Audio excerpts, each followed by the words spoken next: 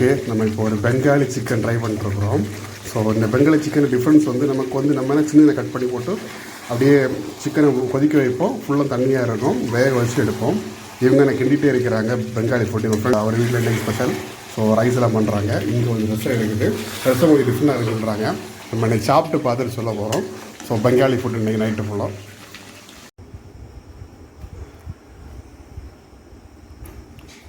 பெங்காலி ஃபுட்டில் வந்து மெயினாக வந்து பொட்டேட்டோ அதிகமாக சேர்ப்பாங்க. உருளைங்காய் எல்லாம் உருளைங்க சரியா, உருளைங்க அதிகமாக சேர்ப்பாங்க சிக்கன். ஸோ உருளைங்க சேர்ப்பாங்க, சிக்கனை சாட போகிறோம்.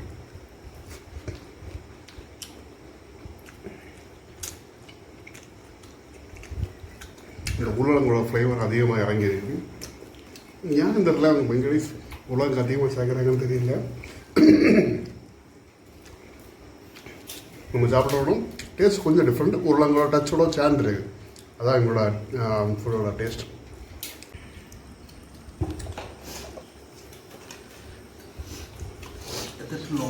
பெப்பர் கம்மியாக இருக்குது, ரொம்ப தூக்கலாக இல்லாமல் கம்மியாக இருக்குது. எல்லா கல்ச்சர்லேயும் இந்த ரசங்கிறது ஒன்று இருக்குது, இது டிஃப்ரெண்டாக இருக்குது. ஒரு அப்படைசர் சாப்பிட முடிஞ்சதுக்கப்புறம் ஜீரணம் இருக்காங்க, நல்லா இருக்குது. டிஃப்ரெண்ட் எக்ஸ்பீரியன்ஸ் பெங்காலி ஃபுட்டு நல்லா இருக்குது.